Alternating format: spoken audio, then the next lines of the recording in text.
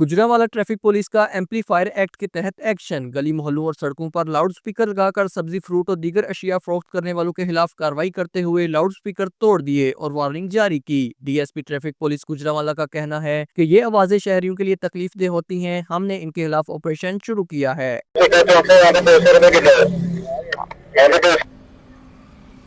ये आवाज़ें मैं और आप रोज़ाना सड़कों पे, मोहल्लों में, गलियों में सुनते हैं और बाज़ औक़ात ये बड़ी तकलीफ़देह महसूस होती हैं। नमाज पढ़ रहे होते हैं मस्जिद में और बाहर ये फ्रूट वाला, सब्ज़ी वाला स्पीकर लगा के बैठा होता है।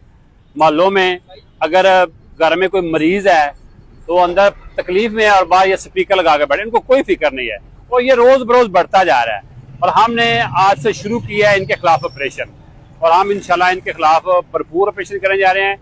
ये स्पीकर वाले बंदे को हम किसी सूरत माफ़ी नहीं देंगे और अगर आप भी किसी स्पीकर वाले दोस्त रिश्तेदार को जानते हैं उसको कहें कि ये स्पीकर लगाना बंद कर दें, ये इस पे मुकदमा दर्ज जाता है। डीएसपी ट्रैफिक पुलिस का कहना था कि ऐसी आवाजें या म्यूजिक जो पब्लिक प्लेस पर दूसरों के लिए तकलीफ दे हों वो काबिल दस्त अंदाजी जुर्म है। Usama Hijar, JK news, Gujranwala.